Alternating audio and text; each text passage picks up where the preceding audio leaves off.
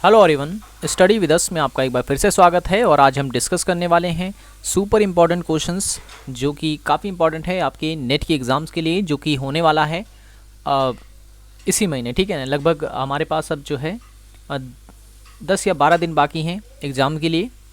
तो इन बीच जो है आप अपनी तैयारी को और अच्छा कर सकते हैं हमारी सीरीज़ को ज्वाइन करके।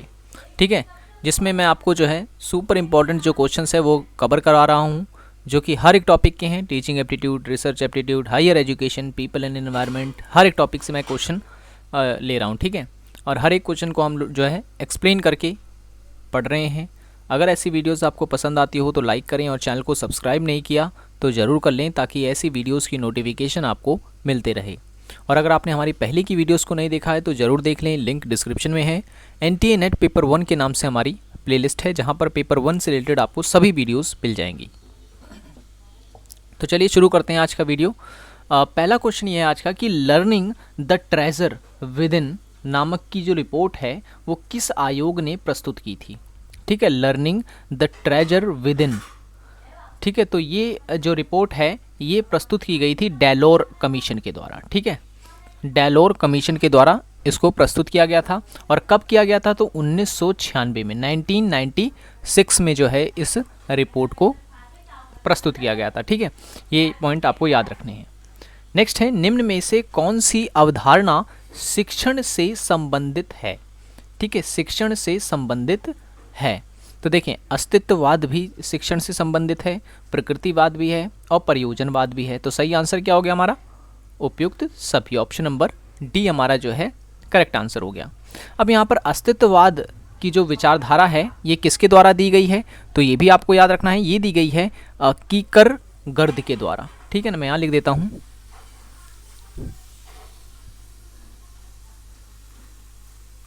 ठीक है, कीकरगर्द के द्वारा जो है ये विचार दिया गया था।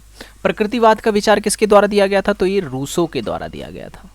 ठीक है, और प्रयोजनवाद का विचार किसके द्वारा दिया गया था? तो जॉन डेवी के द्वारा दिया गया था। एक और है आदर्शवाद।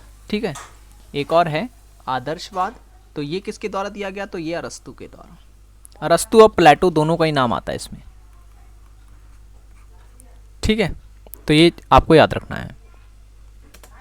नेक्स्ट क्वेश्चन है, ब्लूम द्वारा शिक्षण के उद्देश्य को कितने वर्गों में वर्गीकृत किया गया है। ठीक है, शिक्षण के उद्देश्य जो हैं ब्लूम के द्वारा जो दिए गए हैं वो कितने वर्गों में वर्गीकृत किया गया है उसके। तो याद रखें, ऑप्शन नंबर 20 का करेक्ट आंसर है। 3 वर्गों में जो है वर्गीकृत किया है ब्लूम महोदया ने शिक्षण के उद्देश्यों को। अब ये 3 कौन कौन से हैं? सबसे पहले मैं बता दूं, 1956 में इन्होंने अपना ये जो है सिद्धांत दिया था शिक्षण के ऊपर। तो 3 वर्ग कौन कौन से हैं? तो पहला जो है जिसे हम कहते हैं ज्ञानात्मक, ज्ञान क्षेत्र। ठीक है, दूसरा होता है भावात्मक या भावनात्मक, और तीसरा होता है मनोसंचालित। ठीक है, और उन्होंने ये 3 उद्देश्य बताए और तीनों को जो है और विस्तार से ही बताया है। जैसे अगर मैं ज्ञानात्मक की बात करूं तो इसको इन्होंने 8 वर्गों में बांटा है। जैसे कि इसमें आ जाता है ज्ञान, ठीक है, बोध, उपयोग, ठीक है, विश्लेषण, संश्लेषण और फिर मूल्यांकन। 6 वर्गों में। ठीक है ना, तो ये चीज़ जो है ब्लूम ने बताई थी किसमें? ज्ञानात्मक ज्ञान क्षेत्र में। ठीक है, 6 वर्ग बताए हैं ज्ञानात्मक में। वैसे ही भावनात्मक का भी जो है काफ़ी विस्तार से बताया गया है, और मनोसंचालित का भी जो है काफ़ी विस्तार से बताया है ब्लूम महोदया ने। तो आपको ये 3 वर्गों याद रखने हैं, 3 वर्गों के नाम याद रखें, ज्ञानात्मक, भावनात्मक और मनोसंचालितात्मक। ज्ञानात्मक से ज़्यादा क्वेश्चन पूछा जाता है, तो 6 के 6 आपको याद रखने हैं। ज्ञान, बोध, उपयोग, विश्लेषण, संश्लेषण और मूल्यांकन। ठीक है, ये एग्जाम में पूछा भी गया है, तो इसलिए मैंने इसको जो है आपको बता दिया। नेक्स्ट क्वेश्चन है, न्यायादर्श की आवश्यकता क्यों पड़ती है। ठीक है, सैम्पलिंग की जरूरत पड़ती क्यों है आखिर? तो क्वेश्चन ये पूछ रहा है। तो देखें, ऑप्शन में क्या रखा है कि अनुसंधान व्यय की कमी के लिए। ठीक है, खर्चा जो हो कम हो अनुसंधान में, ये बिल्कुल सही है। सैम्पलिंग की आवश्यकता इसके लिए पड़ती है। दूसरा है दक्षता में इसकी वृद्धि हो। ठीक है, तो ये भी सही है। परिणाम की शुद्धता के लिए भी जो है न्यायादर्श की जो है आवश्यकता पड़ती है। तो सही आंसर हो जाएगा ऑप्शन नंबर डी। ठीक है, उपयुक्त सभी। नेक्स्ट क्वेश्चन है सर्वेक्षण के विषय में प्रदत्त निम्नलिखित किन तरीकों द्वारा एकत्रित किए जा सकते हैं। जो प्रदत्त हैं वो किन तरीकों द्वारा एकत्रित किए जा सकते हैं।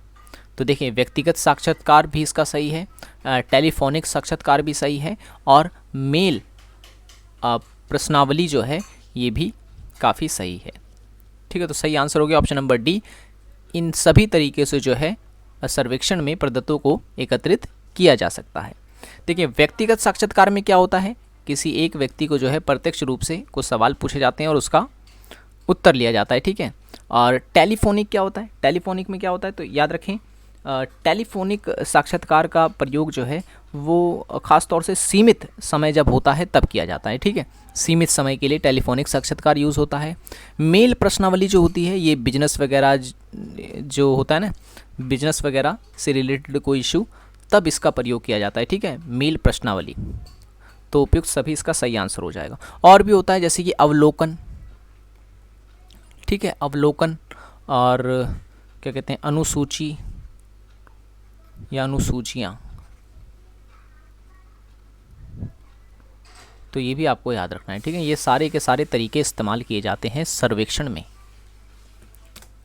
नेक्स्ट क्वेश्चन है, निम्न में से कौन सा ब्राउज़र नहीं है। ब्राउज़र क्या होता है, ब्राउज़र ये होता है जिसमें आप देखा होगा आपने, जो गूगल वगैरह आप सर्च करते हैं, तो जो गूगल जिस भी ऐप में खुलता है तो वो ब्राउज़र होता है। ठीक है ना, अब ये आपको मोज़िला फायरफॉक्स में मिल जाएगा, ओपेरा भी जो है ये भी एक ब्राउज़र ही है, और नेटस्केप भी एक ब्राउज़र है, जबकि ड्रॉप बॉक्स जो है ये ब्राउज़र नहीं है। ठीक है, ड्रॉप बॉक्स जो है ये ब्राउज़र नहीं है। डी आंसर होगा इसका हमारा।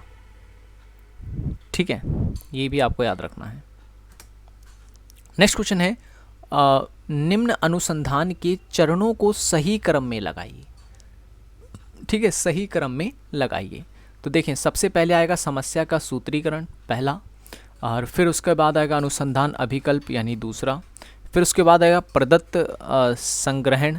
ठीक है ना, प्रदत्त संग्रहण, तो ये तीसरे पे आ जाएगा, और चौथे पे हो जाएगा न्याय दर्शन या न्याय दर्श। ठीक है, न्याय दर्श, ये गलत लिखा हुआ है, तो चौथे नंबर पे आ जाएगा। तो इस तरीके से जो है इसे क्रम में लगाना होता है। नेक्स्ट क्वेश्चन है, निम्न में से कौन सा गैर मौखिक संप्रेषण का आयाम नहीं है। ठीक है, नहीं है, तो मैं बता दूं इसका जो सही आंसर है वो है उपयुक्त सभी होगा। ठीक है, उपयुक्त सभी कह रहा हूँ मैं, ये नहीं यहाँ पे नहीं आएगा, और यहाँ पर एक और ऑप्शन होना चाहिए था उपयुक्त सभी। ठीक है, क्योंकि ये सारे के सारे जो हैं वो गैर मौखिक संप्रेषण का ही उदाहरण है, जैसे कि काइनेसिक्स और पैरालिंग्विस्टिक, मेटा संप्रेषण, हैप्टिक्स वगैरह वगैरह। अब काइनेटिक्स जो होता है इसमें किस प्रकार का संप्रेषण किया जाता है, तो याद रखिए इसमें हाव भाव जो होते हैं शरीर के, उससे जो है संप्रेषण होता है। ठीक है, हाव भाव से। और जबकि पैरालिंग्विस्टिक की अगर मैं बात करूं तो पैरालिंग्विस्टिक में बेमतलब की जो बातें होती हैं वो सब जो है पैरालिंग्विस्टिक में आ जाती है। ठीक है, और उसके बाद मेटा संप्रेषण की बात करूं तो चेहरे के द्वारा, देखा होगा आपने, चेहरे के द्वारा जो है जब हम बातचीत या संप्रेषण करते हैं तो मेटा संप्रेषण कहलाता है। एक होती है हैप्टिक्स। हैप्टिक्स का मतलब ये होता है जब हम हाथ से जो है संप्रेषण करें, हाथ से स्पर्श करके किसी को कुछ बताते हैं तो वो हैप्टिक संप्रेषण में आ जाता है। ठीक है ना, और ये सारे के सारे किस में आएंगे, ये आएंगे सारे गैर मौखिक संप्रेषण में। अच्छा, नेक्स्ट क्वेश्चन है, रियो डी जनेरियो सम्मेलन जो है वो कब हुआ था।